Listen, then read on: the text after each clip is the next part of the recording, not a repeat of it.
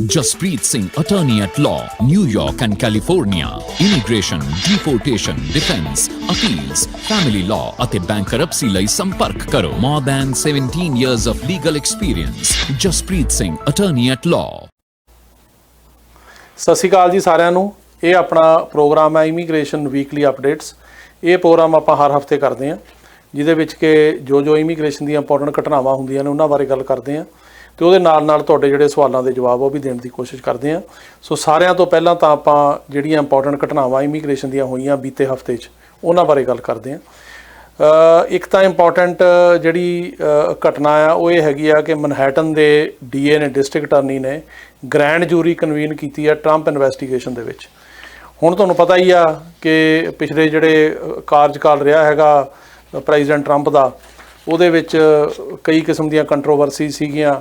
ਅਸੀਂ ਤਾਂ ਖੈਰ ਇਮੀਗ੍ਰੇਸ਼ਨ ਦੇ ਆਸਪੈਕਟ ਨਾਲ ਉਹਨੂੰ ਜਿਹੜਾ ਹੈ ਕ੍ਰਿਟਿਸਾਈਜ਼ ਵੀ ਕਰਦੇ ਰਹੇ ਹਾਂ ਅਤੇ ਉਹਦੇ ਬਾਰੇ ਲੇਖਾ ਜੋਖਾ ਵੀ ਕਰਦੇ ਰਹੇ ਹਾਂ, ਕਿਉਂਕਿ ਇਮੀਗ੍ਰੇਸ਼ਨ ਦੀਆਂ ਪਾਲਿਸੀਆਂ ਉਹਦੀਆਂ ਬਹੁਤ ਜ਼ਿਆਦਾ ਸਟ੍ਰਿਕਟ ਸੀਗੀਆਂ। ਉਹਨੇ ਹਰ ਕਿਸਮ ਦੀ ਇਮੀਗ੍ਰੇਸ਼ਨ 'ਤੇ ਜਿਹੜੀ ਪਾਬੰਦੀ ਲਾਉਣ ਦੀ ਕੋਸ਼ਿਸ਼ ਕੀਤੀ, ਰੂਲਸ ਚੇਂਜ ਕਰਨ ਦੀ ਕੋਸ਼ਿਸ਼ ਕੀਤੀ ਅਤੇ ਉਹਨੇ ਬੈਨ ਵੀ ਲਾ ਕੇ ਰੱਖਿਆ। ਤੁਹਾਨੂੰ ਪਤਾ ਹੀ ਆ, ਉਹਨੇ ਪਹਿਲਾਂ ਲਾਇਆ April ਤੋਂ ਜੂਨ ਤੱਕ, ਫਿਰ ਜੂਨ ਤੋਂ ਫਿਰ December ਤੱਕ, ਫਿਰ ਜਾਂਦਾ ਮਾਰਚ ਤੱਕ ਲਾ ਗਿਆ। ਅਤੇ ਹੋਰ ਵੀ ਜਿਹੜੇ ਆਹ ਅਸੈਲਮ ਦਾ ਪ੍ਰੋਗਰਾਮ ਇਹਦੇ ਵਿੱਚ ਵੀ ਕਾਫੀ ਚੇਂਜਸ ਕੀਤੀਆਂ, ਕਈ ਕੁਛ ਕੀਤਾ।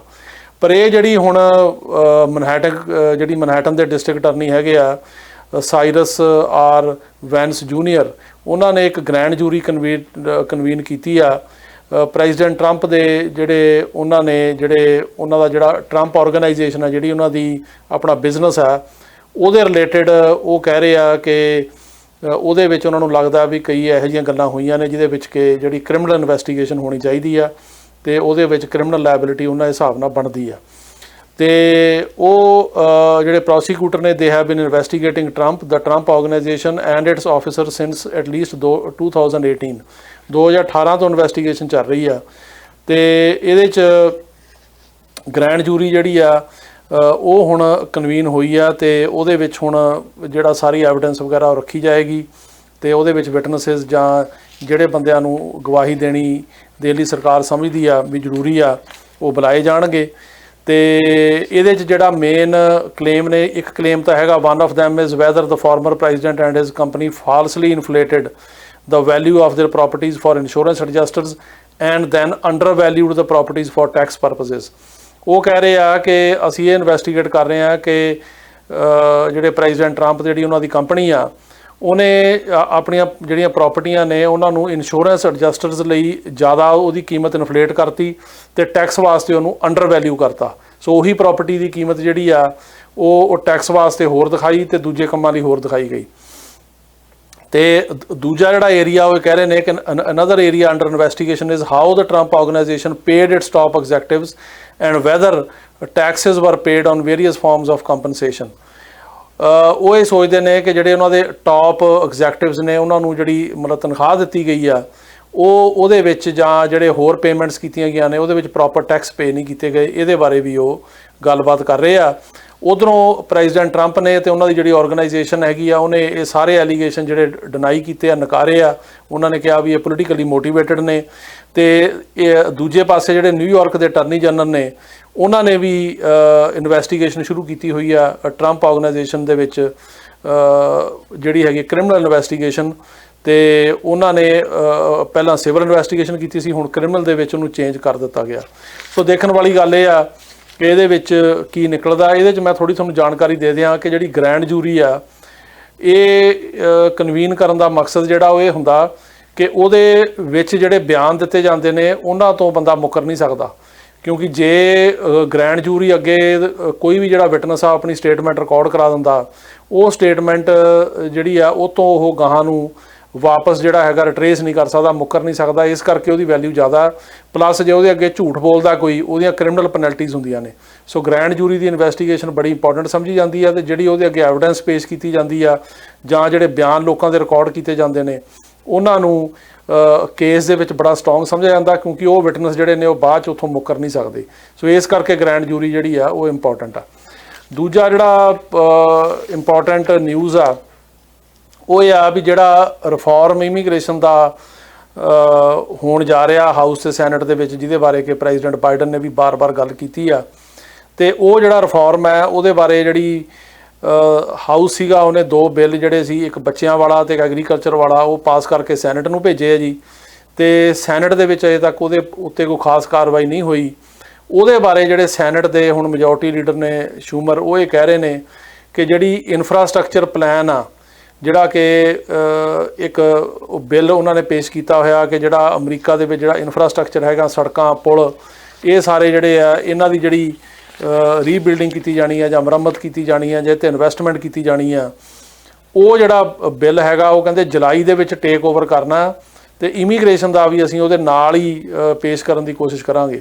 ਸੋ ਇਹਨਾਂ ਦੀ ਕੋਸ਼ਿਸ਼ ਇਹ ਹੈਗੀ ਆ ਕਿ ਜਿਹੜਾ ਇਨਫਰਾਸਟਰਕਚਰ ਵਾਲੇ ਬਿੱਲ ਨੇ ਉਹਦੇ ਨਾਲ ਹੀ ਇਮੀਗ੍ਰੇਸ਼ਨ ਦਾ ਬਿੱਲ ਮਤਲਬ ਪੇਸ਼ ਕਰਕੇ ਪਾਸ ਕਰਾਇਆ ਜਾਵੇ, ਕਿਉਂਕਿ ਜਿਹੜੇ ਰਿਪਬਲਿਕਨ ਪਾਰਟੀ ਦੇ ਲੀਡਰ ਨੇ ਜਾਂ ਸੈਨੇਟਰ ਨੇ ਉਹਨਾਂ ਦਾ ਕੋਈ ਇਮੀਗ੍ਰੇਸ਼ਨ ਦੇ ਪ੍ਰਤੀ ਹਾਂ ਪੱਖੀ ਰਵੱਈਆ ਨਹੀਂ ਆ। ਉਹ ਇਹ ਕਹਿ ਰਹੇ ਆ ਪਹਿਲਾਂ ਬਾਰਡਰ ਜਿਹੜਾ ਉਹਦੀ ਪੋਜੀਸ਼ਨ ਇੰਪਰੂਵ ਕਰੋ, ਉੱਥੇ ਜਿਹੜੀ ਆਵਾਜਾਈ ਘਟਾਓ, ਉਹਨੂੰ ਕੰਟਰੋਲ ਕਰੋ, ਤਾਂ ਫੇਰ ਗੱਲ ਹੋਏਗੀ। ਤੇ ਇਹ ਜਿਹੜਾ ਹੈਗਾ ਬੈਕ ਐਂਡ ਫੋਰਥ ਜਿਹੜੀ ਗੱਲ ਹੋ ਰਹੀ ਆ ਉਹਦੇ 'ਚ ਕੋਈ ਖਾਸ ਸਿੱਟਾ ਨਹੀਂ ਨਿਕਲਿਆ। ਤੇ ਹੁਣ ਜਿਹੜਾ ਰਸਤਾ ਇਹਨਾਂ ਕੋਲ ਬਚਿਆ ਉਹ ਇਹ ਬਚਿਆ ਕਿ ਜਿਹੜਾ ਬਾਈਡਨ ਦਾ ਬਿੱਲ ਹੈਗਾ ਉਹ 1.7 ਟ੍ਰਿਲੀਅਨ ਜਿਹੜੀ ਪ੍ਰਪੋਜ਼ਲ ਹੈਗੀ ਵਾਈਟ ਹਾਊਸ ਦੀ ਇਨਫਰਾਸਟਰਕਚਰ ਦੀ, ਉਹਦੇ ਬਾਰੇ ਉਹ ਇਹ ਕਹਿ ਰਹੇ ਆ ਕਿ ਜਿਹੜਾ ਇਮੀਗ੍ਰੇਸ਼ਨ ਦਾ ਰਿਫਾਰਮ ਹੈ ਉਹਦੇ ਜਿਹੜੇ ਬਿੱਲ ਨੇ ਉਹ ਇਹਦੇ ਨਾਲ ਹੀ ਅਟੈਕ ਕਰਕੇ ਅਸੀਂ ਕਰਾਂਗੇ। ਉਹਦੇ ਨਾਲ ਫਿਰ ਇਹ ਹੋਏਗਾ ਵੀ ਉਹ ਪਾਸ ਹੋਣ ਦੀ ਉਮੀਦ ਜ਼ਿਆਦਾ ਹੋਏਗੀ, ਪਰ ਉਹ ਇਕੱਲੇ ਤੌਰ 'ਤੇ ਉਹਨਾਂ ਨੂੰ ਸੈਨੇਟ ਦੇ ਵਿੱਚੋਂ ਉਹਨਾਂ ਨੂੰ ਲੱਗਦਾ ਵੀ ਪਾਸ ਕਰਾਉਣਾ ਮੁਸ਼ਕਿਲ ਆ। ਤੀਜੀ ਜਿਹੜੀ ਇੰਪੋਰਟੈਂਟ ਖਬਰ ਆ ਉਹ ਇਹ ਹੈਗੀ ਆ ਕਿ ਲਾਅ ਸੂਟ ਫਾਈਲ ਕੀਤਾ ਗਿਆ H1B ਪਟੀਸ਼ਨ ਦੇ ਜਿਹੜੇ ਕੇਸ ਨੇ ਉਹਨਾਂ ਦੀ ਜਿਹੜੀ ਹੈਗੀ ਆ ਉਹ ਸਿਲੈਕਸ਼ਨ ਨੂੰ ਲੈ ਕੇ, ਕਿਉਂਕਿ ਜਿਹੜਾ ਹੁਣ H1B ਦੀ ਜਿਹੜੀ ਲੋਟਰੀ ਸਿਲੈਕਸ਼ਨ ਹੁੰਦੀ ਆ, ਤੁਹਾਨੂੰ ਪਤਾ ਹੀ ਆ ਕਿ ਲੋਟਰੀ ਦੇ ਵਿੱਚੋਂ ਉਹਦੇ ਜਿਹੜੇ ਹੈਗੇ ਆ ਉਹ ਨੰਬਰਸ ਨਿਕਲਦੇ ਨੇ ਵੀ ਕਿਹਨੂੰ H1B ਮਿਲਣਾ ਨਹੀਂ ਮਿਲਣਾ, ਉਹ ਲੋਟਰੀ ਦੇ ਹਿਸਾਬ ਨਾਲ ਚੱਲਦਾ। ਤੇ ਇਹਦੇ 'ਚ ਇਹ ਆ ਕਿ ਹੁਣ ਸਰਕਾਰ ਜਿਹੜੀ ਆ ਉਹਨੇ ਇਹ ਕੀਤਾ ਵੀ ਇਹ ਵੇਜ ਦੀ ਬੇਸ 'ਤੇ ਹੋਣਾ ਚਾਹੀਦਾ, ਵੀ ਤਨਖਾਹ ਜਿਹੜੀ ਆ ਉਹ ਜਿੰਨੀ ਆ ਉਸ ਹਿਸਾਬ ਨਾਲ H1 ਮਿਲਣੇ ਚਾਹੀਦੇ ਆ, ਨਾ ਕਿ ਲੋਟਰੀ ਦੀ ਬੇਸ 'ਤੇ। ਤੇ ਉਹਨਾਂ ਨੇ ਇਹ ਕਿਹਾ ਕਿ ਜਿਹੜਾ ਇੰਪਲੋਇਰ ਹੈਗਾ ਉਹ ਹਾਈਐਸਟ ਵੇਜ H1B ਵਾਲੇ ਨੂੰ ਦਵੇ, ਤੇ ਉਹ ਜੇ ਤਨਖਾਹ ਜ਼ਿਆਦਾ ਹੋਊਗੀ ਤਾਂ ਉਹਨਾਂ ਦੇ ਵਿੱਚ H1 ਐਲੀਜੀਬਲ ਹੋਣੇ ਚਾਹੀਦੇ ਆ ਬੰਦੇ, ਥੋੜ੍ਹੀ ਤਨਖਾਹ ਵਾਲਿਆਂ ਦੇ ਨਹੀਂ। ਤੇ ਇਸ ਚੀਜ਼ ਨੂੰ ਜਿਹੜਾ ਹੈਗਾ ਉਹ ਹੁਣ ਕੋਰਟ ਦੇ ਵਿੱਚ ਚੈਲੰਜ ਕੀਤਾ ਗਿਆ। ਤੇ ਇਹ ਜਿਹੜਾ ਚੈਲੰਜ ਕਰਨ ਵਾਲੇ ਕਹਿ ਰਹੇ ਨੇ ਕਿ ਜਿਹੜਾ ਜੇ ਤੁਸੀਂ ਇਹਨੂੰ ਸੈਲਰੀ ਬੇਸ ਕਰੋਗੇ ਤਾਂ ਜਿਹੜੇ ਬਿਜ਼ਨਸਿਸ ਨੇ ਉਹਨਾਂ ਨੂੰ ਬਹੁਤ ਜ਼ਿਆਦਾ ਸੈਲਰੀ ਦੇਣੀ ਪਏਗੀ H1B ਵਾਲਿਆਂ ਨੂੰ, ਤੇ ਉਹ ਫਿਰ ਉਹਨਾਂ ਨੂੰ ਵਾਰਾ ਨਹੀਂ ਖਾਏਗਾ। ਤੇ ਉਹ ਇਹ ਲਾਅ ਸੂਟ ਇਹ ਕਹਿ ਰਿਹਾ, the lawsuit claims that selecting H1B registrations by wage level will harm startups, small businesses, non-profits and rural businesses that do not have resources to offer highest wages. ਉਹ ਇਹ ਕਹਿ ਰਿਹਾ ਕਿ ਜੇ ਜਿਹੜੀ H1 ਦਾ ਸਿਲੈਕਸ਼ਨ ਪ੍ਰੋਸੈਸ ਆ ਉਹ lottery ਤੋਂ ਹਟਾ ਕੇ ਵੇਜ ਦੀ ਬੇਸ 'ਤੇ ਰੱਖਿਆ ਜਾਵੇ ਤਾਂ ਇਹਦੇ ਨਾਲ ਜਿਹੜੇ ਛੋਟੇ ਬਿਜ਼ਨਸਿਸ ਨੇ, ਜਿਹੜੇ ਨਾਨ ਪ੍ਰੋਫਿਟ ਨੇ, ਜਾਂ ਜਿਹੜੇ ਰੂਰਲ ਜਿਹੜੇ ਹੈਗੇ ਦਿਹਾਤੀ ਏਰੀਆ ਵਿੱਚ ਬਿਜ਼ਨਸਿਸ ਨੇ, ਉਹਨਾਂ ਨੂੰ ਇਹਦਾ ਇਫੈਕਟ ਪਏਗਾ, ਕਿਉਂਕਿ ਉਨੀਆਂ ਸੈਲਰੀਆਂ ਉਹ ਨਹੀਂ ਦੇ ਸਕਣਗੇ ਤੇ H1 ਤੇ ਜਿਹੜੇ EMPLOYEES ਨੇ ਉਹਨਾਂ ਨੂੰ ਉਹ ਨਹੀਂ ਬੁਲਾ ਸਕਣਗੇ। ਤੇ ਇਹ ਜਿਹੜਾ ਹੈਗਾ ਹੁਣ ਦੇਖਣ ਵਾਲੀ ਗੱਲ ਇਹ ਆ ਕਿ ਇਹ ਜਿਹੜਾ ਲਾਅ ਸੂਟ ਹੈ ਇਹ ਹੁਣ ਇਹ 'ਤੇ ਹੁਣ ਕੋਰਟ ਕੀ ਫੈਸਲਾ ਕਰਦੀ ਆ, ਤੇ ਇਹਦੇ ਵਿੱਚ ਹੁਣ ਜਿਹੜਾ USCIS ਦਾ ਕੀ ਸਟੈਂਡ ਹੁੰਦਾ ਇਹ ਹੁਣ ਆਉਂਦੇ ਦਿਨਾਂ 'ਚ ਪਤਾ ਲੱਗੇਗਾ। ਇਹਦੇ ਨਾਲ ਜਿਹੜੀ ਇੰਪੋਰਟੈਂਟ ਇੱਕ ਖਬਰ ਹੋਰ ਹੈਗੀ ਆ ਉਹ ਹੈਗੀ ਆ ਕਿ ਜਿਹੜਾ ਬਾਰਡਰ ਬਾਰੇ, ਕਿ ਜਿਹੜੀਆਂ ਹੁਣ ਬਾਰਡਰ 'ਤੇ ਕ੍ਰਾਸਿੰਗਸ ਹੋ ਰਹੀਆਂ ਨੇ ਇਹਨਾਂ ਨੂੰ ਰੋਕਣ ਲਈ ਜਾਂ ਸੀਮਿਤ ਕਰਨ ਵਾਸਤੇ ਬਾਈਡਨ ਐਡਮਿਨਿਸਟ੍ਰੇਸ਼ਨ ਨੇ ਇਮੀਗ੍ਰੇਸ਼ਨ ਕੋਰਟਾਂ ਨੂੰ ਕਿਹਾ ਵੀ ਇਹਨਾਂ ਦਾ ਫੈਸਲਾ ਜਲਦੀ ਕਰੋ, ਤੇ ਇਹਨਾਂ ਜਿਹੜੇ ਬੰਦੇ ਹੁਣ ਫੈਮਿਲੀ ਸਮੇਤ ਆਉਣਗੇ ਜਾਂ ਉੱਦਾਂ ਆਉਣਗੇ ਕ੍ਰਾਸ ਕਰਕੇ, ਉਹਨਾਂ ਦੇ ਜਿਹੜੇ ਕੇਸ ਨੇ ਉਹ ਫਾਸਟ ਟਰੈਕ ਦੀ ਬੇਸ 'ਤੇ ਡਿਸਾਈਡ ਕੀਤੇ ਜਾਣਗੇ। ਉਹ ਇਮੀਗ੍ਰੇਸ਼ਨ ਜੱਜਿਸ ਨੂੰ ਕਿਹਾ ਵੀ ਇਹਨਾਂ ਨੂੰ ਜ਼ਿਆਦਾ ਲਮਕਾਓ ਨਾ, ਜਿੰਨੀ ਛੇਤੀ ਹੋ ਸਕਿਆ ਫੈਸਲਾ ਕਰੋ। ਤੇ ਉਹਦੇ ਨਾਲ ਇਹ ਵੀ ਹੋਏਗਾ ਵੀ ਜਿਹੜਾ ਕ੍ਰੈਡੀਬਲ ਫੀਅਰ ਜਿਹੜੀਆਂ ਇੰਟਰਵਿਊਜ਼ ਹੁੰਦੀਆਂ ਨੇ ਉਹ ਵੀ ਜ਼ਿਆਦਾ ਹੋਣਗੀਆਂ ਤੇ ਤੇਜ਼ ਹੋਣਗੀਆਂ, ਤੇ ਉਹਨਾਂ ਵਿੱਚੋਂ ਫੇਲ ਹੋਣ ਦੇ ਨੰਬਰ ਵੀ ਜ਼ਿਆਦਾ ਹੋਣਗੇ। ਸੋ ਇਸ ਕਰਕੇ ਕੁੱਲ ਮਿਲਾ ਕੇ ਕਹਿ ਲਓ ਵੀ ਬਾਰਡਰ 'ਤੇ ਹੁਣ ਜਿਹੜੀ ਬਾਈਡਨ ਐਡਮਿਨਿਸਟ੍ਰੇਸ਼ਨ ਆ ਉਹ ਕੋਈ ਸਖਤੀ ਕਰਨ ਜਾ ਰਹੀ ਆ, ਤੇ ਇਹਨਾਂ ਦੀ ਕੋਸ਼ਿਸ਼ ਹੈਗੀ ਆ ਕਿ ਜਿੰਨੀ ਛੇਤੀ ਨਿਪਟਾਰਾ ਹੋ ਸਕੇ ਉਹ ਵਧੀਆ, ਕਿਉਂਕਿ ਜਿੰਨੀ ਡਿਲੇ ਹੁੰਦੀ ਆ ਜਾਂ ਬੰਦਿਆਂ ਨੂੰ ਬਿਨਾਂ ਕ੍ਰੈਡੀਬਲ ਤੋਂ ਰਿਲੀਜ਼ ਕਰ ਦਿੱਤਾ ਜਾਂਦਾ, ਉਹਦੇ ਨਾਲ ਇਹ ਕ੍ਰਿਟਿਸਿਜ਼ਮ ਹੁੰਦਾ ਕਿ ਬਹੁਤ ਜ਼ਿਆਦਾ ਬੰਦੇ ਆ ਰਹੇ ਨੇ ਜਾਂ ਹੋਰ ਜ਼ਿਆਦਾ ਆ ਜਾਂਦੇ ਆ। ਸੋ ਇਹ ਵੀ ਇੱਕ ਇੰਪੋਰਟੈਂਟ ਖਬਰ ਆ ਕਿ ਜਿਹੜੀ ਸਰਕਾਰ ਆ ਉਹਦਾ ਹੁਣ ਰਵੱਈਆ ਇਹ ਆ ਕਿ ਜਿਹੜੇ ਬਾਰਡਰ 'ਤੇ ਬੰਦੇ ਆਉਂਦੇ ਆ ਉਹਨਾਂ ਜਿਹੜਾ ਨਿਪਟਾਰਾ ਉਹ ਜਿੰਨੀ ਜਲਦੀ ਹੋ ਸਕੇ ਉਹ ਕੀਤਾ ਜਾਵੇ। ਸੋ ਇਹ ਸੀ ਜਿਹੜੀਆਂ ਇੰਪੋਰਟੈਂਟ ਘਟਨਾਵਾਂ। ਤੇ ਹੁਣ ਕੁਝ ਤੁਹਾਡੇ ਜਿਹੜੇ ਸਵਾਲਾਂ ਦੇ ਜਵਾਬ ਆ ਉਹ ਆਪਾਂ ਦੇਣ ਦੀ ਕੋਸ਼ਿਸ਼ ਕਰਦੇ ਹਾਂ। ਤੇ ਇਹਦੇ ਵਿੱਚ ਦੇਖੋ ਜੀ, ਸਾਰਿਆਂ ਤੋਂ ਪਹਿਲਾ ਜਿਹੜਾ ਸਵਾਲ ਆ ਉਹ ਇਹ ਕਹਿ ਰਿਹਾ ਕਿ ਜਿਹੜਾ ਇਮੀਗ੍ਰੈਂਟ ਵੀਜ਼ਾ ਐਪਲੀਕੈਂਟ ਸਪਾਊਸ ਆ ਉਹ ਆਪਣਾ ਜਿਹੜਾ ਪਾਸਪੋਰਟ ਹੈਗਾ ਉਹ ਤੇ ਫਰੈਸ਼ ਮੈਡੀਕਲ ਡਰਾਬੈਕਸ ਜਿਹੜੀ ਲੋਕੇਸ਼ਨ ਹੈਗੀ ਆ ਉੱਥੇ ਡਿਪੋਜ਼ਿਟ ਕਰ ਸਕਦਾ, ਕਿਉਂਕਿ ਪੈਂਡੈਮਿਕ ਦੀ ਵਜ੍ਹਾ ਕਰਕੇ ਹੁਣ ਜਿਹੜੀ ਸਿਚੁਏਸ਼ਨ ਹੈਗੀ ਆ ਉਹ ਇਹ ਹੈਗੀ ਆ ਵੀ ਐਮਬੈਸੀ ਜਿਹੜੀ ਮੁੰਬਈ ਵਾਲੀ ਆ ਉਹਨੇ April ਤੇ ਮਈ 'ਚ ਇੰਟਰਵਿਊਆਂ ਨਹੀਂ ਕੀਤੀਆਂ ਤੇ ਉਹਦਾ ਕੀ ਹੋਏਗਾ। ਦੇਖੋ ਇਸ ਤਰ੍ਹਾਂ ਹੈ ਕਿ ਇਹ ਤਾਂ ਜੋ ਉਹ ਡੈਜ਼ਿਗਨੇਟ ਕਰੇਗੀ ਜਿਹੜੀ ਐਮਬੈਸੀ ਆ ਵੀ ਕਿੱਥੇ ਕਰਨਾ, ਉੱਥੇ ਤੁਹਾਨੂੰ ਕਰਨਾ ਪਏਗਾ। ਜੇ ਉਹ ਕਹਿਣਗੇ ਡ੍ਰੌਪ ਬਾਕਸ ਕਰੋ ਤਾਂ ਉੱਥੇ ਕਰਨਾ ਪਏਗਾ। ਜੇ ਕੋਈ ਹੋਰ ਲੋਕੇਸ਼ਨ ਦੱਸਣਗੇ, ਇਹ ਲੋਕੇਸ਼ਨ ਤੁਸੀਂ ਆਪਣੇ ਆਪ ਚੂਜ਼ ਨਹੀਂ ਕਰ ਸਕਦੇ, ਇਹ ਤਾਂ ਉਹੀ ਦੱਸਦੇ ਆ ਵੀ ਕਿੱਥੇ ਕਰਨਾ। ਤੇ ਜੇ ਉੱਥੇ ਤੁਸੀਂ ਕਰ ਦਿੱਤਾ ਆਲਰੇਡੀ ਤਾਂ ਉਹਦੇ 'ਚ ਕੀ ਫੈਸਲਾ ਜਾਂ ਕਦੋਂ ਹੋਣਾ ਉਹਦਾ ਹੁਣ ਜਿਹੜਾ ਹੈਗਾ ਉਹ ਟਾਈਮ ਲੱਗ ਸਕਦਾ, ਕਿਉਂਕਿ ਹਾਲਾਤ ਇੱਦਾਂ ਦੇ ਹੈਗੇ ਆ ਵੀ ਇਹਦੇ ਵਿੱਚ ਟਾਈਮ ਜਿਹੜਾ ਉਹ ਜ਼ਿਆਦਾ ਵੀ ਲੱਗ ਸਕਦਾ। ਆਪਾਂ ਇਹ ਨਹੀਂ ਪ੍ਰੈਡਿਕਟ ਕਰ ਸਕਦੇ ਵੀ ਜੇ ਅਸੀਂ ਡ੍ਰੌਪ ਬਾਕਸ ਦੇ ਵਿੱਚ ਜਾਂ ਹੋਰ ਕਿਸੇ ਲੋਕੇਸ਼ਨ 'ਤੇ ਆਪਣੇ ਪੇਪਰ ਜਮ੍ਹਾਂ ਕਰਾਇਆ ਤਾਂ ਇੰਨੇ ਦਿਨਾਂ ਦੇ ਵਿੱਚ ਉਹਦਾ ਫੈਸਲਾ ਹੋਊਗਾ, ਉਹਨੂੰ ਜ਼ਿਆਦਾ ਟਾਈਮ ਵੀ ਲੱਗ ਸਕਦਾ। ਦੂਜਾ ਸਵਾਲ ਹੈ ਜੀ, ਉਹ ਕਹਿੰਦੇ F4 ਕੈਟਾਗਰੀ ਅਸੀਂ 2007 ਦੇ ਵਿੱਚ ਅਪਲਾਈ ਕੀਤਾ ਸੀਗਾ ਤੇ ਹੁਣ ਸਾਡੀ ਉਮਰ 21 ਸਾਲ ਤੋਂ ਉੱਪਰ ਹੋ ਰਹੀ ਆ, ਤੇ ਕੀ ਅਸੀਂ ਆਪਣੇ ਪੇਰੈਂਟਸ ਨਾਲ ਜਾ ਸਕਦੇ ਹਾਂ ਜਾਂ ਕਿੰਨਾ ਟਾਈਮ ਹੋਰ ਲੱਗੂਗਾ। ਦੇਖੋ ਅਜੇ ਤਾਂ 2005 ਉੱਥੇ ਚੱਲ ਰਿਹਾ, April ਮਈ 'ਚ ਇੰਟਰਵਿਊਆਂ ਨਹੀਂ ਹੋਈਆਂ ਤੇ ਤੁਹਾਡਾ 2007 ਦਾ ਜੇ ਇਸ ਹਿਸਾਬ ਨਾਲ 2 ਸਾਲ ਹੋਰ ਲੱਗਣਗੇ। ਜੇ ਤੁਹਾਡੀ ਉਮਰ 21 ਸਾਲ ਤੋਂ ਉੱਪਰ ਹੋ ਗਈ ਆ ਤਾਂ ਤੁਸੀਂ ਕਵਰ ਹੋ ਸਕਦੇ ਹੋ ਜੇ ਚਾਈਲਡ ਸਟੇਟਸ ਪ੍ਰੋਟੈਕਸ਼ਨ ਐਕਟ ਦੇ ਅੰਡਰ ਆਓਗੇ। ਜੇ ਇਹਦੇ ਅੰਡਰ ਨਹੀਂ ਆਉਂਦੇ ਫਿਰ ਤੁਸੀਂ ਕਵਰ ਨਹੀਂ ਹੋ ਸਕਦੇ। ਉਹਦੀ ਇੱਕ ਕੈਲਕੂਲੇਸ਼ਨ ਹੁੰਦੀ ਆ, ਉਹ ਕੈਲਕੂਲੇਸ਼ਨ ਦੇ ਮੁਤਾਬਕ ਦੇਖਣਾ ਪਏਗਾ ਕਿ ਤੁਸੀਂ ਚਾਈਲਡ ਸਟੇਟਸ ਪ੍ਰੋਟੈਕਸ਼ਨ ਐਕਟ 'ਚ ਕਵਰ ਹੁੰਦੇ ਆ ਕਿ ਨਹੀਂ ਹੁੰਦੇ। ਅਗਲਾ ਹੈ ਜੀ ਕਿ ਉਹ ਕਹਿੰਦੇ ਨੇ ਕਿ USCIS ਦਾ ਜਿਹੜਾ ਟਾਈਮ ਹੈ ਪ੍ਰੋਸੈਸਿੰਗ ਦਾ ਉਹ ਕਾਫੀ ਜ਼ਿਆਦਾ ਆ, ਤੇ ਇਹ ਜਿਹੜਾ ਪ੍ਰੋਸੈਸਿੰਗ ਟਾਈਮ ਹੈ ਇਹ ਅੱਡ ਜਿਹੜੇ ਹੈਗੇ ਸਰਵਿਸ ਸੈਂਟਰਾਂ ਦਾ ਅੱਡ ਕਿਉਂ। ਦੇਖੋ ਇਸ ਤਰ੍ਹਾਂ ਕਿ ਹਰੇਕ ਜਿਹੜਾ ਸਰਵਿਸ ਸੈਂਟਰ ਆ ਉਹਦੇ ਕੋਲ ਅੱਡ ਕਿਸਮ ਦਾ ਕੇਸ ਲੋਡ ਹੁੰਦਾ। ਸੋ ਇਸ ਕਰਕੇ ਕਈਆਂ ਕੋਲ ਕੇਸ ਜਿਹੜੇ ਜ਼ਿਆਦਾ ਹੁੰਦੇ, ਕਈਆਂ ਕੋਲ ਘੱਟ ਹੁੰਦੇ ਆ। ਤੇ ਉਹ ਜਿਹੜੇ ਸਰਵਿਸ ਸੈਂਟਰ ਨੇ ਉਹ ਸਟੇਟਾਂ ਦੇ ਮੁਤਾਬਕ ਡੈਜ਼ਿਗਨੇਟ ਕੀਤੇ ਜਾਂਦੇ ਆ ਵੀ ਜੇ ਕੋਈ ਆਹ ਸਟੇਟ 'ਚ ਰਹਿ ਰਿਹਾ ਤਾਂ ਆਹ ਜਿਹੜਾ ਸਰਵਿਸ ਸੈਂਟਰ ਜਾਊਗਾ, ਜੇ ਕੋਈ ਹੋਰ ਸਟੇਟ 'ਚ ਰਹਿ ਰਿਹਾ ਤਾਂ ਉਹ ਫਲਾਣੇ ਸਰਵਿਸ ਸੈਂਟਰ ਜਾਊਗਾ। ਪਰ ਕਿਉਂਕਿ ਹਰੇਕ ਕੋਲ ਜਿਹੜਾ ਕੇਸਾਂ ਦਾ ਲੋਡ ਡਿਫਰੈਂਟ ਆ ਉਹਦੇ ਕਰਕੇ ਟਾਈਮ ਜਿਹੜਾ ਜ਼ਿਆਦਾ ਲੱਗ ਰਿਹਾ। ਇੱਕ ਹੋਰ ਸਵਾਲ ਹੈ ਜੀ, ਉਹ ਕਹਿ ਰਹੇ ਆ ਕਿ ਫਿਆਂਸੇ ਵੀਜ਼ਾ ਅਸੀਂ ਅਪਲਾਈ ਕੀਤਾ ਸੀਗਾ ਤੇ ਸਾਨੂੰ ਜਿਹੜੀ ਪ੍ਰਾਇਓਰਟੀ ਡੇਟ ਨਵੰਬਰ ਦੀ ਆ, ਰਸੀਦ ਆ ਗਈ ਸੀ ਫਰਵਰੀ 'ਚ ਤੇ ਸਟੇਟਸ ਸ਼ੋਅ ਕਰ ਰਿਹਾ ਵੀ ਕੇਸ ਰਿਸੀਵ ਹੋ ਗਿਆ USCIS ਨੂੰ, ਪਰ ਅਜੇ ਤੱਕ ਕੋਈ ਜਿਹੜੀ ਹੈਗੀ ਆ ਸਾਨੂੰ ਨੋਟੀਫਿਕੇਸ਼ਨ ਨਹੀਂ ਆਈ, ਨਾ ਸਾਨੂੰ ਕੋਈ ਹੋਰ ਇਹਦੀ ਕੋਈ ਅਪਡੇਟ ਆਈ ਆ, ਕੋਈ ਬਾਇਓਮੈਟ੍ਰਿਕਸ ਜਾਂ ਹੋਰ ਕੁਛ। ਦੇਖੋ ਇਸ ਤਰ੍ਹਾਂ ਆ ਕਿ ਜਿਹੜਾ ਫਿਆਂਸੇ ਵੀਜ਼ਾ ਤੁਹਾਨੂੰ ਪਤਾ ਹੀ ਆ ਵੀ US ਸਿਟੀਜ਼ਨ ਇੰਗੇਜਮੈਂਟ ਦੀ ਬੇਸ 'ਤੇ ਆਪਣੇ ਜਿਹੜੇ ਹੈਗਾ ਫਿਆਂਸੇ ਨੂੰ ਬਾਹਰੋਂ ਬੁਲਾ ਸਕਦਾ। ਸ਼ਰਤ ਇਹ ਹੁੰਦੀ ਆ ਵੀ ਇੱਥੇ ਆ ਕੇ 90 ਦਿਨ ਦੇ ਵਿੱਚ ਤੁਸੀਂ ਵਿਆਹ ਕਰਕੇ ਤੇ ਐਡਜਸਟਮੈਂਟ ਆਫ ਸਟੇਟਸ ਫਾਈਲ ਕਰਨਾ। ਤੇ ਜੇ ਤੁਸੀਂ ਅਪਲਾਈ ਕੀਤਾ ਆ ਤੇ ਅਜੇ ਤੱਕ ਨਹੀਂ ਆਇਆ, ਉਹਦਾ ਕਈ ਕਾਰਨ ਨੇ। ਇੱਕ ਤਾਂ ਜਿਹੜੀ ਸਲੋ ਹੈਗੀ ਹੈ ਪ੍ਰੋਸੈਸਿੰਗ, ਉਹਦੇ ਕਰਕੇ ਵੀ ਹੋ ਸਕਦਾ। ਤੇ ਹੁਣ ਤੁਸੀਂ ਜਿਹੜਾ ਮੇਰੀ ਸਲਾਹ ਤਾਂ ਇਹੀ ਆ ਕਿ ਤੁਸੀਂ ਉਹਨਾਂ ਨਾਲ ਕੰਟੈਕਟ ਕਰੋ, ਉਹਨਾਂ ਨੂੰ ਤੁਸੀਂ ਕਾਲ ਕਰੋ ਜਾਂ ਲੈਟਰ ਲਿਖੋ। ਤੇ ਇਹ ਪਿੱਛੇ ਜਿਹੜਾ ਕੰਟੈਕਟ ਕਰਕੇ ਹੀ ਉਹ ਦੱਸ ਸਕਦੇ ਆ ਕਿ ਉਹਨਾਂ ਨੇ ਤੁਹਾਨੂੰ ਜਿਹੜਾ ਹੈਗਾ ਅਗਲਾ ਸਟੈਪ ਕੀ ਹੈ, ਕਿ ਉਹਨਾਂ ਨੂੰ ਕੋਈ ਹੋਰ ਤੁਹਾਨੂੰ ਰਿਕੁਐਸਟ ਫॉर ਐਵੀਡੈਂਸ ਭੇਜਣੀ ਹੈ ਜਾਂ ਤੁਹਾਡੀ ਇੰਟਰਵਿਊ ਦੁਆਰਾ ਜਿਹੜੀ ਹੈਗੀ ਆ ਉਹ ਕਦੋਂ ਸਕੈਜੂਲ ਹੋਊਗੀ, ਜਾਂ ਉਹਨਾਂ ਨੂੰ ਕੋਈ ਹੋਰ ਪੇਪਰ ਵਰਕ ਚਾਹੀਦਾ, ਉਹ ਸਾਰਾ USCIS ਹੀ ਦੱਸ ਸਕਦੀ ਹੈ। ਸੋ ਉਹਨਾਂ ਨਾਲ ਕੰਟੈਕਟ ਤੁਹਾਡਾ ਕਰਨਾ ਬਣਦਾ। ਇਹ 'ਚ ਆਪਾਂ ਇੱਥੋਂ ਬੈਠੇ ਪ੍ਰੈਡਿਕਟ ਨਹੀਂ ਕਰ ਸਕਦੇ ਕਿ ਇੰਨੇ ਦਿਨ ਲੱਗਣਗੇ ਜਾਂ ਇੰਨੇ ਮਹੀਨੇ ਲੱਗਣਗੇ ਜਾਂ ਫਲਾਣੇ ਮਹੀਨੇ ਤੁਹਾਡੀ ਆ ਜੂਗੀ। ਇਹ ਤੁਹਾਨੂੰ ਉਹਨਾਂ ਨਾਲ ਕੰਟੈਕਟ ਕਰਨਾ ਪੈਣਾ। ਹੋਰ ਸਵਾਲ ਹੈ ਜੀ, ਉਹ ਇਹ ਕਹਿ ਰਹੇ ਆ ਕਿ ਮੈਂ ਨਵੰਬਰ 20 'ਚ USA ਆਇਆ ਸੀ ਤੇ ਵਾਪਸ ਜਾਣਾ ਸੀ ਤੇ ਵਾਪਸ ਨਹੀਂ ਜਾ ਸਕਿਆ, ਤੇ ਹੁਣ ਮੈਂ ਕੀ ਵਰਕ ਪਰਮਿਟ ਅਪਲਾਈ ਕਰ ਸਕਦਾ। ਦੇਖੋ ਅਮਰੀਕਾ ਦੇ ਵਿੱਚ ਜਿਹੜਾ ਵਰਕ ਪਰਮਿਟ ਆ ਉਹ ਆਪਣੇ ਆਪ ਨਹੀਂ ਮਿਲਦਾ। ਇੱਥੇ ਦਾ ਕੋਈ ਲਾ ਨਹੀਂ ਹੈਗਾ ਕਿ ਤੁਸੀਂ ਜੇ ਕਿਸੇ ਕੰਟਰੀ ਤੋਂ ਆਏ ਹੋ ਜਾਂ ਓਵਰਸਟੇ ਕਰਕੇ ਵਰਕ ਪਰਮਿਟ ਮਿਲ ਜਾਂਦਾ। ਇੱਥੇ ਕਈ ਵਾਰੀ ਸਾਨੂੰ ਕਾਫੀ ਜਿਹੜੇ ਸੱਜਣ ਉਹ ਕਾਲਾਂ ਕਰਦੇ ਆ, ਮਤਲਬ ਇਟਲੀ ਤੋਂ ਕਰਦੇ ਆ, ਸਪੇਨ ਤੋਂ ਕਰਦੇ ਆ ਜਾਂ ਆਸਟ੍ਰੇਲੀਆ ਤੋਂ ਕਰਦੇ ਆ, ਤੇ ਉਹ ਇਹ ਕਹਿੰਦੇ ਆ ਕਿ ਜੀ ਸਾਡੇ ਕੋਲ ਉੱਥੋਂ ਦੀ ਜਿਹੜੀ ਹੈਗੀ ਸਿਟੀਜ਼ਨਸ਼ਿਪ ਹੈਗੀ ਆ, ਸਾਡੇ ਕੋਲ ਐਂਟਰੀ ਹੈਗੀ ਆ, ਤੇ ਅਸੀਂ ਇੱਥੇ ਆ ਕੇ ਵਰਕ ਪਰਮਿਟ ਲੈ ਸਕਦੇ ਹਾਂ। ਜਿਹਦੇ ਕੋਲ ਐਂਟਰੀ ਹੈਗੀ ਆ ਜਾਂ ਕੋਈ ਬੰਦਾ B1 B2 ਤੇ ਆਇਆ ਉਹ ਅਮਰੀਕਾ ਜਾ ਕੇ ਰਹਿ ਸਕਦਾ, ਘੁੰਮ ਫਿਰ ਸਕਦਾ, ਪਰ ਉਹਨੂੰ ਜਿੰਨੇ ਟਾਈਮ ਦੀ ਐਂਟਰੀ ਮਿਲੀ ਆ ਉਹਦੇ ਵਿੱਚ ਵਾਪਸ ਮੁੜਨਾ ਪਏਗਾ।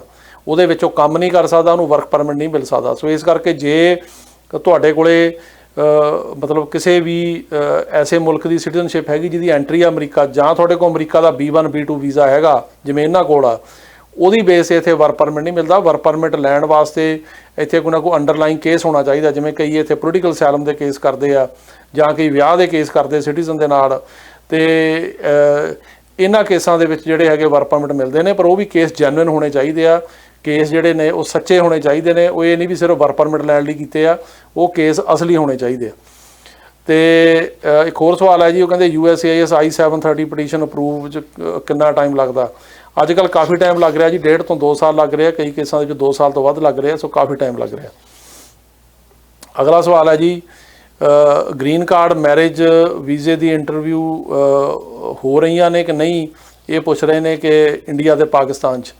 ਦੇਖੋ ਇਸ ਤਰ੍ਹਾਂ ਆ ਕਿ ਇੰਟਰਵਿਊਜ਼ ਜਿਹੜੀਆਂ ਨੇ ਉਹ April ਅਤੇ May ਦੇ ਵਿੱਚ ਜਿਹੜੀਆਂ ਹੈਗੀਆਂ ਪੋਸਟਪੋਨ ਹੋ ਗਈਆਂ ਸੀਗੀਆਂ, ਅਤੇ ਹੁਣ ਜੂਨ ਦਾ ਦੇਖਦੇ ਹਾਂ ਵੀ ਜੂਨ 'ਚ ਹੋਣਗੀਆਂ ਕਿ ਨਹੀਂ। ਸੋ ਜੂਨ ਦਾ ਹੁਣ ਆਪਣਾ ਜੂਨ ਸ਼ੁਰੂ ਹੋ ਜਾਣਾ ਕੱਲ੍ਹ ਤੋਂ, ਅਤੇ ਇਸ ਤੋਂ ਬਾਅਦ ਜਿਹੜੀ ਅਪਡੇਟ ਆਊਗੀ ਉਹ ਤੁਹਾਨੂੰ ਦੱਸਾਂਗੇ। ਅਤੇ ਇੱਕ ਸਵਾਲ ਹੋਰ ਆ ਜੀ, ਉਹਨਾਂ ਕਿਹਾ ਸਰ ਮੈਂ US ਸਿਟੀਜ਼ਨ ਹਾਂ, ਮੈਂ ਆਪਣੀ ਸਿਸਟਰ ਦਾ F4 ਕੈਟੇਗਰੀ ਅਪਲਾਈ ਕਰਨਾ, ਅਤੇ ਇਹਦੇ 'ਚ ਕਿਹੜੇ ਡਾਕੂਮੈਂਟ ਦੀ ਲੋੜ ਪੈਣੀ ਆ? ਦੇਖੋ ਜੇ ਤੁਸੀਂ F4 ਦੀ ਕੈਟੇਗਰੀ 'ਚ ਕਰਨਾ, ਤੁਹਾਨੂੰ ਉਹਨਾਂ ਆਪਣੀ ਸਿਸਟਰ ਦੇ ਜਿਹੜੇ ਬਰਥ ਸਰਟੀਫਿਕੇਟ ਚਾਹੀਦੇ ਆ, ਜੋ ਮੈਰਿਡ ਨੇ ਉਹਨਾਂ ਦੇ ਮੈਰਿਜ ਸਰਟੀਫਿਕੇਟ ਚਾਹੀਦੇ ਆ, ਉਹਨਾਂ ਦੇ ਜਿਹੜੇ ਸਪਾਊਸ ਨੇ ਹਸਬੈਂਡ ਜਾਂ ਉਹਨਾਂ ਦੇ ਬੱਚੇ ਜਿਹੜੇ ਹੈਗੇ ਆ ਤਾਂ ਉਹਨਾਂ ਸਾਰਿਆਂ ਦੇ ਬਰਥ ਸਰਟੀਫਿਕੇਟ ਚਾਹੀਦੇ ਆ। ਅਤੇ ਇਹ ਸਾਰਾ ਕੁਛ ਉਹਦੇ ਨਾਲ ਨਾਲ ਤੁਹਾਡਾ ਆਪਣਾ ਜਿਹੜਾ ਸਿਟੀਜ਼ਨਸ਼ਿਪ ਦਾ ਜਿਹੜਾ ਸਟੇਟਸ ਹੈਗਾ, ਜਿਵੇਂ ਸਰਟੀਫਿਕੇਟ ਆਫ ਨੈਚੁਰਲਾਈਜੇਸ਼ਨ ਹੋ ਗਿਆ, ਪਾਸਪੋਰਟ ਦੀ ਕਾਪੀ ਉਹ ਚਾਹੀਦੀ ਆ। ਇਹ ਸਾਰੇ ਇਸ ਕਿਸਮ ਦੇ ਡਾਕੂਮੈਂਟ ਚਾਹੀਦੇ। ਅਗਲਾ ਹੈ ਜੀ ਕਿ ਸਵਾਲ ਹੈ ਜੀ ਕਿ F4 ਕੈਟੇਗਰੀ ਦਾ ਦਸੰਬਰ 2006 ਦੇ ਵਿੱਚ ਅਪਲਾਈ ਕੀਤਾ ਸੀ, ਅਤੇ ਸਾਨੂੰ ਅਪਰੂਵਲ ਲੈਟਰ 4 ਸਾਲ ਬਾਅਦ ਆ ਗਿਆ, ਅਤੇ ਮੇਰੀ ਉਮਰ 27 ਸਾਲ ਦੀ ਹੋ ਗਈ ਹੈ, ਅਤੇ ਮੈਂ ਅਨਮੈਰਿਡ ਹਾਂ, ਵੀਜ਼ਾ ਲੱਗ ਜੂ। ਦੇਖੋ ਇਸ ਤਰ੍ਹਾਂ ਜੇ 2006 ਦੇ ਵਿੱਚ ਕੀਤਾ ਤਾਂ ਹੁਣ ਜੇ 2005 ਚੱਲਦਾ, ਅਗਲੇ ਸਾਲ ਤੱਕ ਤੁਹਾਡੀ ਵਾਰੀ ਆ ਸਕਦੀ ਆ।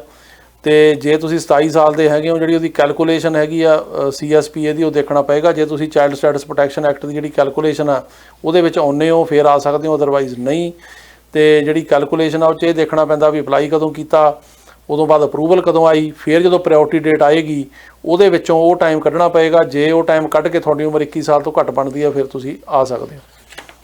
ਅਗਲਾ ਸਵਾਲ ਹੈ ਜੀ, ਸਰ ਸਾਡਾ 8 ਨਵੰਬਰ 2004 ਨੂੰ ਕੇਸ ਅਪਲਾਈ ਕੀਤਾ ਹੋਇਆ F4 ਕੈਟੇਗਰੀ 'ਚ, ਅਤੇ ਸਾਨੂੰ 18 ਦੇ ਵਿੱਚ ਲੈਟਰ ਆਈ ਸੀ, ਡਾਕੂਮੈਂਟ ਮੰਗੇ ਸੀ, ਅਸੀਂ ਭੇਜਤੇ, ਹੁਣ ਕਿੰਨਾ ਟਾਈਮ ਲੱਗੂ? ਦੇਖੋ ਅੱਜ ਕੱਲ੍ਹ ਤਾਂ 2005 ਚੱਲ ਰਿਹਾ, ਸੋ ਇਹਦਾ ਮਤਲਬ ਆ ਵੀ ਤੁਹਾਡਾ ਆਲਰੇਡੀ ਜਿਹੜਾ ਟਾਈਮ ਓਵਰ ਹੋ ਗਿਆ। ਜੇ ਤੁਹਾਨੂੰ ਲੈਟਰ ਆਈ ਸੀ, ਤੁਸੀਂ ਡਾਕੂਮੈਂਟ ਭੇਜੇ ਆ, ਤਾਂ ਉਹ ਤੁਹਾਨੂੰ ਉੱਥੋਂ ਪਤਾ ਕਰਨਾ ਚਾਹੀਦਾ, ਕਿਉਂਕਿ ਪਿੱਛੇ ਇਸ ਕੈਟੇਗਰੀ 'ਤੇ ਬੈਨ ਵੀ ਲੱਗਿਆ ਰਿਹਾ ਸਾਲ, ਪਰ ਹੁਣ ਤਾਂ ਬੈਨ ਖੁੱਲ੍ਹ ਗਿਆ। ਸੋ ਤੁਹਾਨੂੰ ਇਮੀਗ੍ਰੇਸ਼ਨ ਨਾਲ ਕੰਟੈਕਟ ਕਰਨਾ ਚਾਹੀਦਾ, ਜਾਂ ਸਾਡੇ ਨਾਲ ਕੰਟੈਕਟ ਕਰ ਲਿਓ jpsinghattorney@gmail 'ਤੇ ਮੈਨੂੰ ਆਪਣੇ ਸਾਰੇ ਪੇਪਰ ਭੇਜੋ, ਜਾਂ ਫੋਨ ਕਰੋ 917 915 41 42 'ਤੇ ਅਸੀਂ ਜਿਹੜਾ ਪਤਾ ਕਰ ਦਿਆਂਗੇ। ਇੱਕ ਹੋਰ ਸਵਾਲ ਹੈ ਜੀ, ਉਹ ਕਹਿੰਦੇ ਨੇ ਕਿ ਸਾਡਾ F4 ਦਾ ਕੇਸ 2011 ਵਿੱਚ ਅਪਲਾਈ ਹੋਇਆ ਅਤੇ ਅਜੇ ਤੱਕ ਅਪਰੂਵਲ ਨਹੀਂ ਆਈ। ਦੇਖੋ ਅਪਰੂਵਲ ਦਾ ਪਤਾ ਕਰਨਾ ਚਾਹੀਦਾ, ਅਪਰੂਵਲ ਨੂੰ ਟਾਈਮ ਲੱਗਦਾ, ਅੱਜ ਕੱਲ੍ਹ ਟਾਈਮ ਲੱਗ ਰਿਹਾ ਵੈਸੇ, ਪਰ ਫਿਰ ਵੀ ਪਤਾ ਕਰਨਾ ਚਾਹੀਦਾ। ਹੋ ਸਕਦਾ ਕੋਈ ਰਿਕੁਐਸਟ ਫॉर ਐਵੀਡੈਂਸ ਜਾਂ ਕੋਈ ਹੋਰ ਚੀਜ਼ ਨਾ ਮੰਗੀ ਹੋਵੇ ਉਹਨਾਂ ਨੇ। ਸੋ 11 ਦੇ ਵਿੱਚ ਜੇ ਅਪਲਾਈ ਹੋਇਆ ਤਾਂ ਇਹਦੇ ਬਾਰੇ ਜਿਹੜਾ ਹੈਗਾ ਉਹ ਤੁਸੀਂ ਪਤਾ ਕਰੋ। ਜੇ ਤੁਹਾਨੂੰ ਨਹੀਂ ਪਤਾ ਲੱਗਦਾ ਤਾਂ ਤੁਸੀਂ ਮੇਰੇ ਨਾਲ ਕੰਟੈਕਟ ਕਰ ਲਓ, ਮੈਨੂੰ ਈਮੇਲ ਕਰੋ jpsinghattorney@gmail 'ਤੇ, ਫੋਨ ਕਰ ਲਓ 9179154142 'ਤੇ ਮੈਂ ਤੁਹਾਨੂੰ ਉਹਦਾ ਪਤਾ ਕਰ ਦਿਆਂਗਾ। ਅਗਲਾ ਸਵਾਲ ਹੈ ਜੀ, ਸਰ 2009 'ਚ F3 ਕੇਸ ਦੀ ਇੰਟਰਵਿਊ 'ਚ ਕਿੰਨਾ ਟਾਈਮ ਲੱਗਣਾ? F3 ਦੇ ਵਿੱਚ ਜਿਹੜਾ ਫਿਲਹਾਲ ਹੈਗਾ ਜੀ ਇਹ 2008 ਚੱਲ ਰਿਹਾ, ਅਤੇ 2008 ਚੱਲ ਰਿਹਾ ਇਸ ਟਾਈਮ 'ਤੇ ਅਗਸਤ, ਅਤੇ ਜੇ ਤੁਹਾਡਾ 2009 'ਚ ਅਪਲਾਈ ਹੋਇਆ ਤਾਂ ਇਹਦੇ ਵਿੱਚ ਤੁਸੀਂ ਇਹ ਹਿਸਾਬ ਲਾ ਲਓ ਵੀ ਸਾਲ 1.5 ਸਾਲ ਅਜੇ ਹੋਰ ਲੱਗ ਸਕਦਾ ਜੀ। ਅਤੇ ਉਦੋਂ ਬਾਅਦ ਇੱਕ ਹੋਰ ਸਵਾਲ ਹੈ ਜੀ, ਉਹ ਇਹ ਕਹਿ ਰਹੇ ਆ ਕਿ ਦੁਬਈ ਤੋਂ ਵਿਜ਼ਟਰ ਵੀਜ਼ਾ B2 ਲੈ ਕੇ ਇੱਥੇ ਆਇਆ, ਅਤੇ ਉਹ ਕਹਿੰਦੇ ਆ ਵੀ ਮੈਂ ਬੈਚਲਰ ਆਫ ਬਿਜ਼ਨਸ ਐਡਮਿਨਿਸਟ੍ਰੇਸ਼ਨ ਕੀਤੀ ਆ, ਕਿ ਇੱਥੇ ਕੀ ਪੱਕੇ ਹੋਣ ਦਾ ਤਰੀਕਾ? ਦੇਖੋ ਮੈਂ ਹੁਣ ਜਿਵੇਂ ਅੱਗੇ ਵੀ ਦੱਸ ਚੁੱਕਾ ਵੀ ਤੁਹਾਡੇ ਕੋਲ ਜੇ B1 B2 ਵੀਜ਼ਾ ਹੈਗਾ ਜਾਂ ਤੁਹਾਡੇ ਕੋਲ ਐਂਟਰੀ ਹੈਗੀ ਅਮਰੀਕਾ 'ਚ, ਉਹਦਾ ਮਤਲਬ ਇਹ ਨਹੀਂ ਵੀ ਤੁਸੀਂ ਇੱਥੇ ਪੱਕੇ ਹੋ ਜਾਓਗੇ। ਅਤੇ ਉਹਦੇ ਵਾਸਤੇ ਤਾਂ ਜਿਹੜੇ ਹੈਗੇ ਆ ਉਹ ਐਂਟਰੀ ਜਿਹੜੀ ਉਹਦਾ ਮਤਲਬ ਇਹ ਹੁੰਦਾ ਕਿ ਤੁਸੀਂ ਇੱਥੇ ਆ ਸਕਦੇ ਹੋ, ਘੁੰਮ ਫਿਰ ਸਕਦੇ ਹੋ, ਵਾਪਸ ਜਾਣਾ ਪਏਗਾ ਵਿਦਨ ਟਾਈਮ, ਤੁਸੀਂ ਕੰਮ ਨਹੀਂ ਕਰ ਸਕਦੇ। ਅਤੇ ਇੱਥੇ ਜਿਹੜਾ ਸਟੇਟਸ ਲੈਣ ਵਾਸਤੇ ਤਾਂ ਤੁਹਾਨੂੰ ਫਿਰ ਜਿਹੜੇ ਹੋਰ ਮਤਲਬ ਕੇਸ ਹੈਗੇ ਰੈਗੂਲਰ ਉਹ ਕਰਨੇ ਪੈਂਦੇ, ਉਹ ਵੀ ਡਿਪੈਂਡ ਕਰਦਾ ਤੁਸੀਂ ਕਿਸ ਕੈਟੇਗਰੀ ਵਿੱਚ ਆਓਗੇ। ਡਿਟੇਲ ਲਈ ਮੈਨੂੰ ਫੋਨ ਕਰ ਲਿਓ 9179154142 ਅਤੇ ਮੈਨੂੰ ਈਮੇਲ ਕਰ ਸਕਦੇ ਹੋ jpsinghattorney@gmail। ਅਤੇ ਅਗਲਾ ਸਵਾਲ ਹੈ ਜੀ ਕਿ ਇਹਨਾਂ ਨੇ ਕਿਹਾ ਕਿ ਮੈਂ ਓਵਰਸਟੇ ਕਰ ਗਿਆ ਸੀ ਕੈਲੀਫੋਰਨੀਆ 'ਚ ਅਤੇ ਮੈਂ ਇੰਡੀਆ ਵਾਪਸ ਆ ਗਿਆ ਅਤੇ ਮੈਂ ਕੈਨੇਡਾ ਦਾ ਅਪਲਾਈ ਕਰ ਸਕਦਾ। ਦੇਖੋ ਜੇ ਤੁਸੀਂ ਓਵਰਸਟੇ ਕਰਕੇ ਗਏ ਆ ਤਾਂ ਅਮਰੀਕਾ ਦੇ ਵਿੱਚ ਤੁਹਾਨੂੰ ਐਂਟਰੀ ਮਿਲਣੀ ਮੁਸ਼ਕਿਲ ਆ, ਪਰ ਜਿਹੜੀ ਕੈਨੇਡਾ ਦੇ ਵਿੱਚ ਤੁਸੀਂ ਅਪਲਾਈ ਕਰਕੇ ਦੇਖ ਸਕਦੇ ਹੋ ਸਕਦਾ ਉੱਥੇ ਵੀ ਅਸਰ ਪਵੇ ਇਸ ਚੀਜ਼ ਦਾ, ਪਰ ਤੁਸੀਂ ਉੱਥੇ ਸਰਟਨਲੀ ਕਰ ਸਕਦੇ ਹੋ ਅਪਲਾਈ। ਇੱਕ ਹੋਰ ਹੈ ਜੀ, ਉਹ ਕਹਿੰਦੇ ਭਾਜੀ F4 ਜੂਨ 2008 'ਚ ਅਪਲਾਈ ਕੀਤਾ ਸੀਗਾ, ਕਿੰਨਾ ਟਾਈਮ ਲੱਗੂਗਾ, ਕੀ ਜਿਹੜੀ ਪ੍ਰੋਸੈਸਿੰਗ ਇਹਦੀ ਫਾਸਟ ਹੋ ਰਹੀ ਆ? ਦੇਖੋ F4 2005 ਚੱਲ ਰਿਹਾ, ਜੇ 8 'ਚ ਕੀਤਾ 3 ਸਾਲ ਲੱਗਣਗੇ, ਅਜੇ ਤਾਂ ਫਾਸਟ ਨਹੀਂ ਹੋ ਰਹੀ, ਪਰ ਸਾਨੂੰ ਉਮੀਦ ਹੈ ਵੀ ਅੱਗੇ ਹੋਏਗੀ, ਪਰ ਅਜੇ ਤੱਕ ਤਾਂ ਜਿਹੜੀ ਪ੍ਰੋਸੈਸਿੰਗ ਆ ਉਹ ਕੋਈ ਖਾਸ ਫਾਸਟ ਨਹੀਂ ਹੋਈ। ਅਤੇ ਇੱਕ ਹੋਰ ਸਵਾਲ ਹੈ ਜੀ, ਉਹ ਕਹਿੰਦੇ 2010 'ਚ ਅਪਲਾਈ ਕੀਤਾ ਸੀ F4 ਕਿੰਨਾ ਟਾਈਮ ਲੱਗੂਗਾ? 2005 ਚੱਲ ਰਿਹਾ, ਜੇ 10 'ਚ ਕੀਤਾ 5 ਸਾਲ ਲੱਗਣੇ ਚਾਹੀਦੇ ਜੀ ਤੁਹਾਨੂੰ। ਅਤੇ ਇਸ ਤੋਂ ਇਲਾਵਾ ਅਗਲਾ ਸਵਾਲ ਹੈ ਜੀ, ਉਹ ਇਹ ਕਹਿ ਰਿਹਾ ਕਿ ਅਸੀਂ ਜੀ ਅਪਲਾਈ ਜਿਹੜਾ ਹੈਗਾ ਉਹ ਮੁੰਬਈ ਐਮਬੈਸੀ ਦੇ ਵਿੱਚ ਸਾਡੀ ਜਿਹੜੀ ਇੰਟਰਵਿਊ ਆ ਅਤੇ ਉਹਦੇ ਜਿਹੜੀ ਰੀਓਪਨਿੰਗ ਬਾਰੇ ਦੱਸੋ। ਸਾਡੀ ਜਿਹੜੀ F4 ਕੈਟੇਗਰੀ ਦੀ ਡੇਟ ਆ ਉਹ ਪ੍ਰਾਇਓਰਟੀ ਡੇਟ ਮਾਰਚ 2005 ਆ, ਅਤੇ ਜਿਹੜੇ ਡਾਕੂਮੈਂਟ ਸੀਗੇ ਉਹ ਸਾਰੇ ਅਸੀਂ ਜਮ੍ਹਾਂ ਕਰਾਤੇ ਸੀ ਜਨਵਰੀ ਵਿੱਚ। ਦੇਖੋ ਇਸ ਤਰ੍ਹਾਂ ਜੀ ਕਿ ਜਿਹੜੀ ਮੁੰਬਈ ਐਮਬੈਸੀ ਆ ਉਹਦੇ ਵਿੱਚ ਜਿਹੜੀਆਂ April ਅਤੇ ਮਈ ਦੀਆਂ ਡੇਟਾਂ ਸਾਰੀਆਂ ਪੋਸਟਪੋਨ ਹੋ ਗਈਆਂ ਸੀਗੀਆਂ। ਜੂਨ ਬਾਰੇ ਹੁਣ ਜਿਵੇਂ ਅਪਡੇਟ ਆਏਗੀ ਉਵੇਂ ਦੱਸਾਂਗੇ। ਅਤੇ ਪਰ ਤੁਹਾਡੀ ਜਿਹੜੀ ਕੈਟੇਗਰੀ ਆ ਉਹ ਮਾਰਚ 2005 ਆ, ਠੀਕ ਆ, ਉੱਥੇ ਅਪ੍ਰੈਲ ਚੱਲ ਰਿਹਾ। ਸੋ ਤੁਹਾਨੂੰ ਜਦੋਂ ਵੀ ਉਹ ਇੰਟਰਵਿਊਜ਼ ਵਗੈਰਾ ਸ਼ੁਰੂ ਹੋਣਗੀਆਂ ਉਹ ਬੁਲਾਉਣਗੇ, ਪਰ ਪਹਿਲਾਂ ਜਿਹੜੀਆਂ ਇੰਟਰਵਿਊਜ਼ ਹੈਗੀਆਂ ਉਹ ਜਿਹੜੇ ਹਸਬੈਂਡ ਵਾਈਫ ਦੇ ਕੇਸ ਨੇ US ਸਿਟੀਜ਼ਨ ਉਹਦੀਆਂ ਕਰ ਰਹੇ ਆ। ਸੋ ਜੂਨ ਦੇ ਵਿੱਚ ਜਿਹੜੀ ਅਪਡੇਟ ਹੋਊਗੀ ਉਹ ਮੈਂ ਆਉਂਦੇ ਪ੍ਰੋਗਰਾਮਾਂ ਦੇ ਵਿੱਚ ਤੁਹਾਨੂੰ ਦਿਆਂਗਾ। ਅਤੇ ਇੱਕ ਹੋਰ ਸਵਾਲ ਹੈ ਜੀ, ਉਹ ਕਹਿੰਦੇ ਨੇ ਕਿ I-539 ਐਕਸਟੈਂਸ਼ਨ ਅਸੀਂ ਅਪਲਾਈ ਕੀਤੀ ਸੀ April 2020 'ਚ, ਅਤੇ ਉਹ 2021 'ਚ ਮਾਰਚ 'ਚ ਅਪਰੂਵ ਹੋ ਗਈ। ਫਿਰ 3 ਮਹੀਨੇ ਦੀ ਮੈਂ ਐਕਸਟੈਂਸ਼ਨ ਮੰਗੀ ਅਤੇ ਅਪਰੂਵਲ ਲੈਟਰ ਆ ਗਿਆ, ਉਹਨਾਂ ਨੇ ਮੈਨੂੰ 3 ਮਹੀਨੇ ਦੀ ਜੂਨ ਤੋਂ ਅਗਸਤ ਤੱਕ ਦਿੱਤੀ ਹੈ ਸਿਰਫ, ਅਤੇ ਮੈਂ ਇਨਕੁਆਇਰੀ ਪਾਈ ਆ, ਮੈਂ ਕੀ ਕਰਾਂ, ਵੇਟ ਕਰਾਂ। ਦੇਖੋ ਇਸ ਤਰ੍ਹਾਂ ਜੀ ਕਿ ਜਿਹੜੀ ਐਕਸਟੈਂਸ਼ਨ ਹੈਗੀ ਉਹ 6 ਮਹੀਨੇ ਤੋਂ ਵੱਧ ਨਹੀਂ ਮਿਲਦੀ। ਸੋ ਤੁਸੀਂ 3 ਮਹੀਨੇ ਦੀ ਪਾਈ ਆ, ਉਹ ਤਾਂ ਟਾਈਮ ਲੰਘ ਗਿਆ, ਹੁਣ ਅਗਸਤ ਤੁਸੀਂ ਦੇ ਲਓ ਵੀ ਜੂਨ ਤੋਂ ਅਗਸਤ 2020, ਹੁਣ ਤਾਂ 2021 ਆ ਗਿਆ ਜੂਨ। ਸੋ ਇਸ ਕਰਕੇ ਜੇ ਤੁਸੀਂ ਵੇਟ ਕਰਦੇ ਹੋ ਤਾਂ ਤੁਹਾਨੂੰ ਦੁਬਾਰਾ ਐਂਟਰੀ ਲੈਣ 'ਚ ਪ੍ਰੋਬਲਮ ਹੋ ਸਕਦੀ ਆ, ਅਤੇ ਕਿਉਂਕਿ ਤੁਸੀਂ ਆਲਰੇਡੀ ਓਵਰਸਟੇ ਹੋ ਗਏ ਹੋ। ਸੋ ਇਹਦੇ 'ਚ ਇਹ ਪ੍ਰੋਬਲਮ ਆਏਗੀ ਵੀ ਤੁਹਾਨੂੰ ਦੁਬਾਰਾ ਜਿਹੜੀ ਐਂਟਰੀ ਆ ਉਹ ਅਮਰੀਕਾ ਦੇ ਵਿੱਚ ਸ਼ਾਇਦ ਨਾ ਮਿਲੇ। ਅਤੇ ਇੱਕ ਹੋਰ ਸਵਾਲ ਹੈ ਜੀ, ਉਹ ਕਹਿੰਦੇ ਨੇ ਕਿ F4 ਕੈਟੇਗਰੀ ਦਾ ਸਿਸਟਰ ਨੇ ਦਸੰਬਰ 2006 'ਚ ਅਪਲਾਈ ਕੀਤਾ ਸੀ, ਕਿੰਨਾ ਟਾਈਮ ਲੱਗੂ? ਦੇਖੋ ਉਹਨੂੰ ਉਹੀ ਸਾਲ ਦਾ ਟਾਈਮ ਅਜੇ ਹੋਰ ਲੱਗ ਸਕਦਾ। ਅਤੇ ਇੱਕ ਹੋਰ ਸਵਾਲ ਹੈ ਜੀ, ਉਹ ਇਹ ਕਹਿ ਰਹੇ ਨੇ ਕਿ ਸਾਡੇ NVC ਦੇ ਜਿਹੜੇ ਡਾਕੂਮੈਂਟਸ ਹੈਗੇ ਆ ਉਹ ਕੁਆਲੀਫਾਈ ਹੋ ਗਏ, ਉੱਥੇ ਪਹੁੰਚ ਗਏ ਆ, ਅਤੇ ਇੰਟਰਵਿਊ ਨੂੰ ਅਸੀਂ ਜਿਹੜਾ ਹੈਗਾ ਉਹ ਵੇਟ ਕਰ ਰਹੇ ਹਾਂ, ਪਰ ਸਾਡਾ ਅਜੇ ਤੱਕ ਕੋਈ ਡੇਟ ਜਿਹੜੀ ਆ ਉਹ ਇੰਟਰਵਿਊ ਦੀ ਨਹੀਂ ਆਈ। ਅਤੇ ਇਹਦੇ ਬਾਰੇ ਜਿਹੜਾ ਹੈਗਾ ਉਹ ਕੀ ਹੈਗੀ ਸਿਚੁਏਸ਼ਨ? ਦੇਖੋ ਇਸ ਤਰ੍ਹਾਂ ਜਦੋਂ ਆਪਾਂ NVC ਕੋਲ ਡਾਕੂਮੈਂਟ ਜਮ੍ਹਾਂ ਕਰਾਉਂਦੇ ਆ ਉੱਥੇ ਟਾਈਮ ਲੱਗਦਾ, ਪਰ ਉਹ ਅੱਜ ਕੱਲ੍ਹ ਜਿਹੜੀਆਂ ਇੰਟਰਵਿਊਜ਼ ਵਗੈਰਾ ਹੈਗੀਆਂ ਉਹ 'ਚ ਡਿਲੇ ਆ। ਸੋ ਜੇ ਤਾਂ ਇੰਟਰਵਿਊ ਤੁਹਾਡੀ ਇਹ ਇੰਡੀਆ ਹੋਣੀ ਆ ਮੁੰਬਈ 'ਚ, ਉਹ ਤਾਂ ਹੁਣ April ਮਈ 'ਚ ਡੇਟਾਂ ਨਹੀਂ ਹੋਈਆਂ, ਉਹਦੇ ਕਰਕੇ ਵੀ ਬੈਕਲੌਗ ਆ। ਅਤੇ ਜੇ ਅਮਰੀਕਾ 'ਚ ਹੋਣੀ ਆ ਉਹ 'ਚ ਵੀ ਡਿਲੇ ਹੈਗੀ ਆ। ਸੋ ਤੁਹਾਨੂੰ NVC ਨਾਲ ਕੋਂਟੈਕਟ ਕਰਨਾ ਚਾਹੀਦਾ, ਤੁਸੀਂ ਉਹਨਾਂ ਨਾਲ ਕੋਂਟੈਕਟ ਕਰੋ, ਉਹਨਾਂ ਨੂੰ ਈਮੇਲ ਕਰੋ, ਉਹ ਤੁਹਾਨੂੰ ਜਵਾਬ ਦੇਣਗੇ। ਇਹ ਸੀ ਜੀ ਤੁਹਾਡੇ ਸਵਾਲਾਂ ਦੇ ਜਵਾਬ। ਅਤੇ ਤੁਸੀਂ ਇਸ ਵੀਡੀਓ ਨੂੰ ਵੱਧ ਤੋਂ ਵੱਧ ਲਾਈਕ ਕਰੋ, ਸ਼ੇਅਰ ਕਰੋ ਅਤੇ ਸਬਸਕ੍ਰਾਈਬ ਕਰੋ, ਅਤੇ ਆਪਣੇ ਜਿਹੜੇ ਸਵਾਲ ਨੇ ਉਹ ਮੈਨੂੰ ਜਿਹੜੇ ਇਸ ਵੀਡੀਓ ਥੱਲੇ ਲਿਖ ਕੇ ਭੇਜੋ, ਤਾਂ ਮੈਂ ਅਗਲੇ ਵੀਕ ਤੁਹਾਨੂੰ ਇਹਨਾਂ ਦੇ ਜਵਾਬ ਦੇਣ ਦੀ ਜਿਹੜੀ ਆ ਉਹ ਪੂਰੀ ਕੋਸ਼ਿਸ਼ ਕਰਾਂਗਾ। ਇਹਦੇ ਨਾਲ ਹੀ ਹੁਣ ਸਮਾਂ ਹੋ ਗਿਆ ਤੁਹਾਡੇ ਤੋਂ ਆਗਿਆ ਲੈਣ ਦਾ। ਸਤਿ ਸ਼੍ਰੀ ਅਕਾਲ ਜੀ। Jaspreet Singh, attorney at law, New York and California. Immigration, deportation, defense, appeals, family law ਅਤੇ bankruptcy ਲਈ ਸੰਪਰਕ ਕਰੋ। More than 17 years of legal experience. Jaspreet Singh, attorney at law.